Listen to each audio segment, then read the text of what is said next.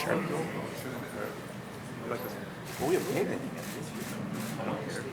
Good morning, everyone. Welcome back to the interview area at the U.S. Open Championship. We're thrilled to be joined by world number 3 and 2011 U.S. Open champion Rory McIlroy. Rory, have you had a chance to play the course yesterday? I played the front 9 yesterday. Okay, and any initial reaction?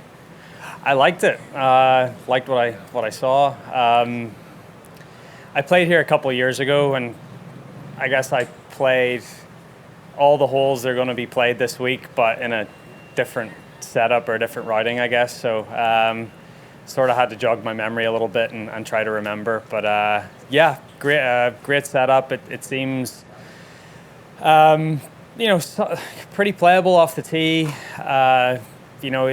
There's some rough, but if you just miss a fairway, you can certainly get it to the green. You're gonna lose control of your ball and not be able to spin it into the greens. But at least on the front 9, there's a lot of greens that have very manicured run-ups, so the greens probably play a little longer than they actually are.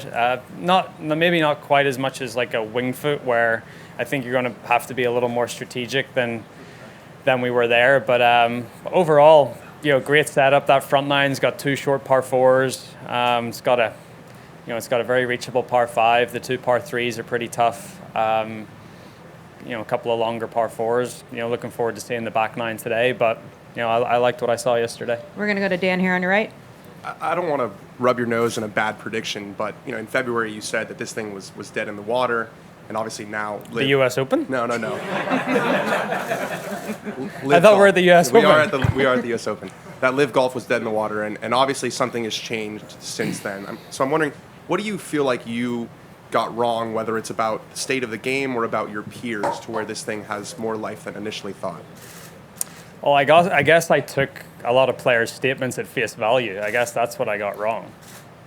You had people committed to the PGA Tour, and that's what the statements were put out, and people went back on that. So I guess I took them for face value, took them at their word, and I was wrong.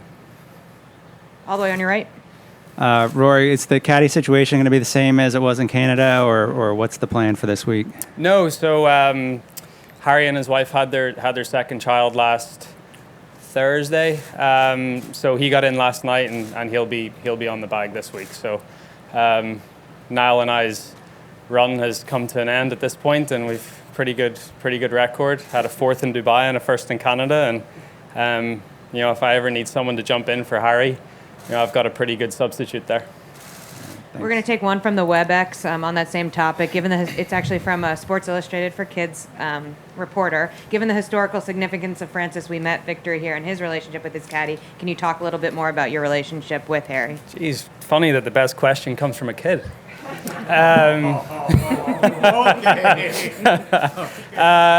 This course and the history of Francis Ouimet, 1913. Again, that is what's so good about golf, is the history and the tradition and these stories. The fact that he grew up just off the 17th hole here, and we're still talking about it to this day, over 100 years on. Like, that's so cool. That's the great thing about this sport. And great to be back to a venue where there is so much history. Dave? Now I don't want to ask my question. Yeah. After a victory like you had last week, I know you go to every event expecting to do well and wanting to win, but does it raise your expectations when you play like that? It certainly puts a pep in your step, gives you a lot of confidence. And going into last week, even coming off Memorial where I didn't have my best week, I still knew my game was there. I still knew that I was playing well. So regardless whether I think it was the fashion in which I won last week was what gave me the most pride. Got a lead early in the back 9, lost that lead, was tied with 2 holes to go, and then I showed some really good resilience and birdied the last 2 holes to get the job done. So I think the fashion in which I won was what made me the proudest of the victory. And anytime you follow, I did the same thing in 2019 going into the US Open at Pebble Beach, and played pretty well there. I didn't play well enough to live with Gary that week, but I feel everything's, it's certainly trending in the right direction, and happy with where the game's at. When did it occur to you were going to pass Greg with a win? I won the CJ Cup in October and got to 20, so I was just waiting for that 21st. We're going to go right here to Ben on your right. Rory, you've really emerged as the leader of the pro PGA Tour faction. Why have you taken that mantle of leadership? Because in my opinion, it's the right thing to do. The PGA Tour was created by people and, tour players that came before us, the likes of Jack Nicklaus, Arnold Palmer. They created something and worked hard for something, and I just hate to see all the players that came before us and all the hard work that they've put in, it just, come out to be nothing. I think one of the other things as well is, the PGA Tour has certainly given me a lot of opportunities, and I've benefited a lot from that. But I think what they've done for charity, they've raised. If you put all the other major sporting organizations in this country, so NFL, MLB, NBA, NHL, if you put all their charitable dollars combined, the PGA Tour has raised twice as much as that in their history. So that is a massive legacy and something that I don't think people talk enough about. So, when you're talking about the tour and everything that's happening right now, I think you just have to see the bigger picture than just the golf. And I think I've tried to take a wider view of everything, and I just think it's the right thing to do. We're going to go to Christine on your left. Hi, Rory. As you probably are aware, the 9/11 families have sent they've sent one scathing letter to Phil and 4 other U.S. players playing in the LIV Tour, and then they replied to Phil's non-answer yesterday with another scathing statement. Obviously it's related to Saudis and the Saudi involvement in 9/11. Do you understand the 9/11 family's point of view? Yeah, of course I do. I think everything that's happening with this tour, it legitimizes their place in the world. And I'm not saying, I'm sure not every Saudi Arabian is a bad person, and it's very, we're talking about this in such a generalized way, and I've spent a lot of time in the Middle East, and the vast majority of people that I've met there are very, very nice people, but there's bad people everywhere, and the bad people that came from that part of the world did some absolutely horrendous things, and of course I understand where these families are coming from. And in this day and age, everything is just so intertwined, and it's hard to separate, sport from politics, from dirty money from clean money. It's a very convoluted world right now, and I certainly empathize with those families, and I can't imagine. I have friends that have lost people in 9/11, and it's a really tragic thing, and I empathize with those families, and I certainly understand their concerns and frustrations with it all. If I may just follow up, thank you. Do you consider what Phil and the others are doing to be sports washing, to be actually in business with MBS versus just playing in one tournament?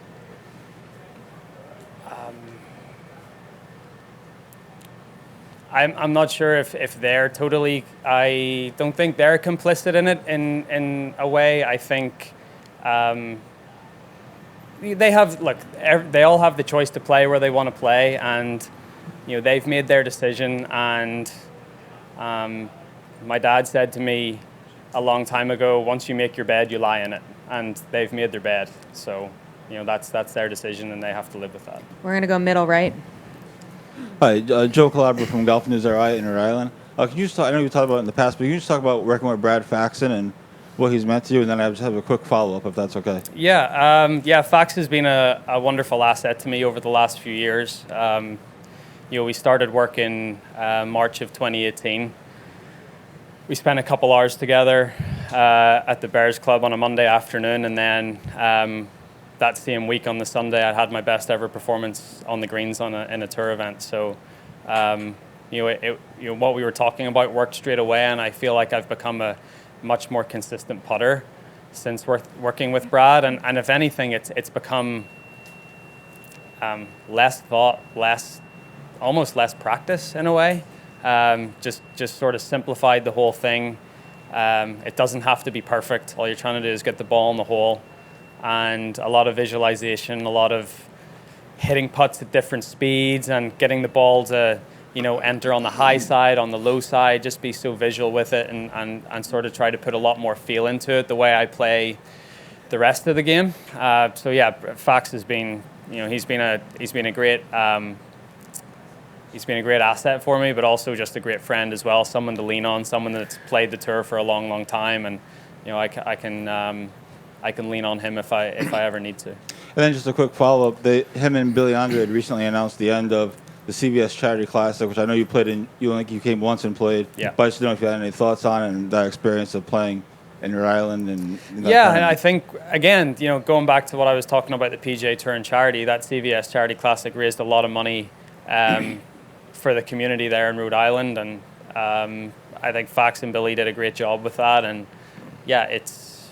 I don't know the details behind why it's not going to be a thing anymore, but they had a great run and they raised a lot of money, and they should be proud of what they did. Thank you. Right next to me to Anne. Hey, Rory. Can you talk about legacy and what your legacy means to you at this point in your career? Yeah, I hope I'm still building on my legacy. I'm in golfing terms still young-ish. Even though I've been out here for a long time, I've basically spent half my life on tour at this point. But it's very important to me. It means a lot. Going back to history and tradition, and putting your name on trophies that have the legends of the game on them. That's really cool. And that's something that money can't buy. And legacy, reputation. At the end of the day, that's all you have.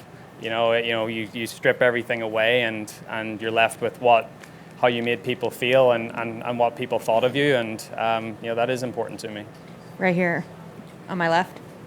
Rory, as this LIV Golf thing develops, can you see two different factions emerging in the locker rooms? And as the dust settles over this, how do you think it's going to strain or impact some of the relationships and friendships you've developed over the years?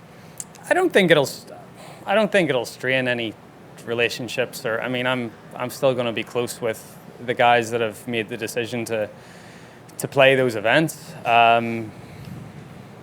It's not as if you agree on absolutely everything that all your friends do. You're going to have a difference of opinion on a lot of things, and that's fine. That's what makes this a great world. We can't all agree on everything. So I don't know. I don't think anyone can see where this thing will be in 5 years' time or 10 years' time. If I had a crystal ball, I could obviously give you a better answer, but I honestly don't know. I just think for a lot of the guys that are going to play that are younger, sort of similar age to me or a little younger than me, it seems like quite short-term thinking, and they're not really looking at the big picture. And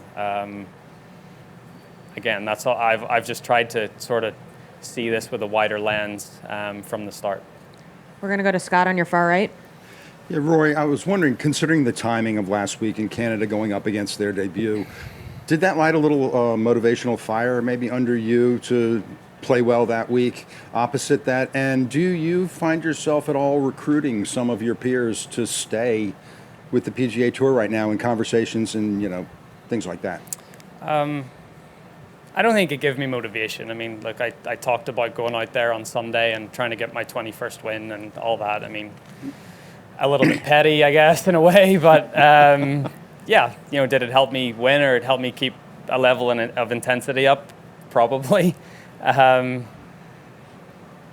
But no, I don't think I don't think what was happening in London gave me any more motivation. I wanted to go there and play well like I do every week, and I got hot on the weekend, and it was nice to get a victory. Recruitment wise, like everyone's their own person out here, and they have their own goals and their own beliefs. My goals, I've realized, are a lot different than some other people's goals out here, and again, that's fine. Everyone's different, and they make their own decisions based on what they feel is right for themselves. So I don't feel I need to recruit anyone, I'm not, I don't work for the PGA Tour. They work for me. So it's,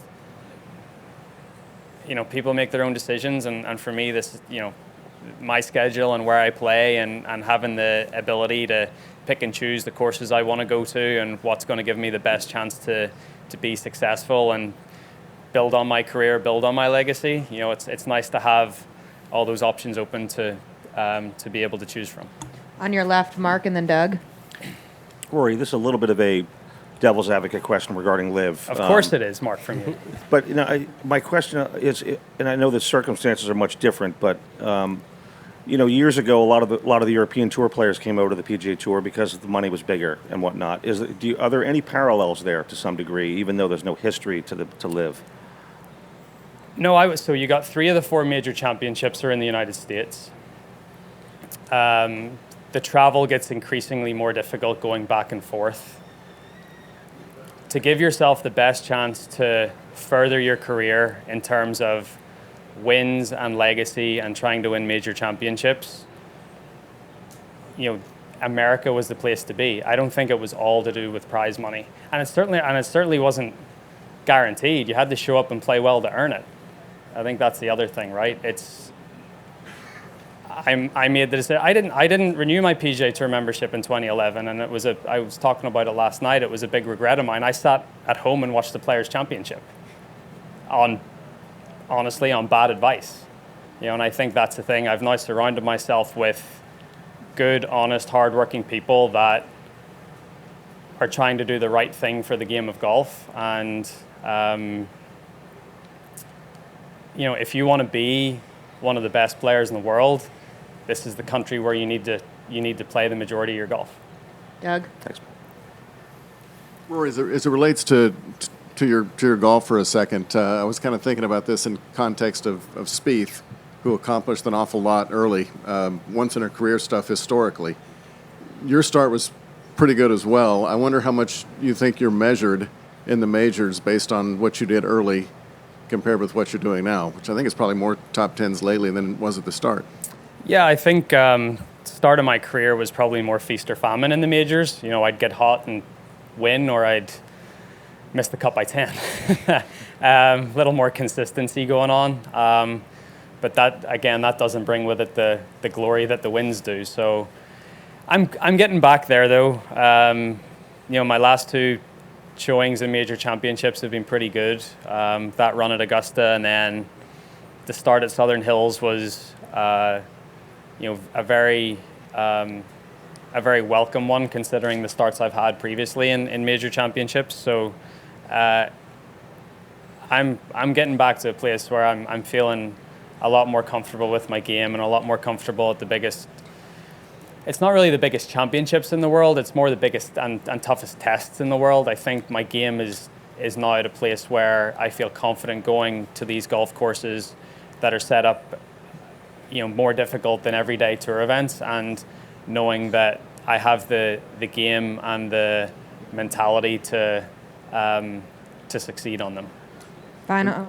I just had one more unrelated, if you don't mind, back on the main event, of course, which is LIV. But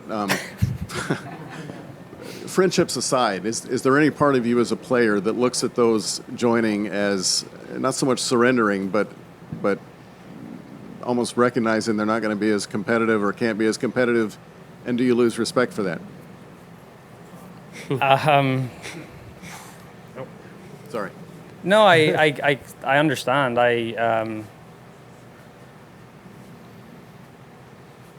Yes, because a lot of these guys are, in their late 40s, or, in Phil's case, early 50s, and yeah, I think everyone in this room, and they would say to you themselves that their best days are behind them. And that's why I don't understand for the guys that are a similar age to me going, because I would like to believe that my best days are still ahead of me, and I think theirs are too. So that's where it feels like you're taking the easy way out. Last question, center right. Rory, notwithstanding, and this is actually repeating what, notwithstanding that and what you've just said, if we specify Phil Mickelson, have you lost some respect for him? As a golfer, no. I think his he won a major championship 13 months ago. Probably one of the crowning achievements of his career, and one of the most impressive achievements in the history of the game of golf. So as a golfer, I have the utmost respect for Phil. I've been disappointed with how he's went about what he's done. But I think he has come back and shown some remorse about how he's handled some things. So I think he's learned from that. And I'm like, who am I to sit up here and give Phil a lesson on how to do things? I mean, he's had a wonderful career and he's his own man, and he's a great addition to the field this week. So, am I disappointed he's taken the route that he's taken? I am. But I still respect him tremendously. Rory, thanks for your time and good luck this week. Thank you. Would you like a seat, Rory? You say you sit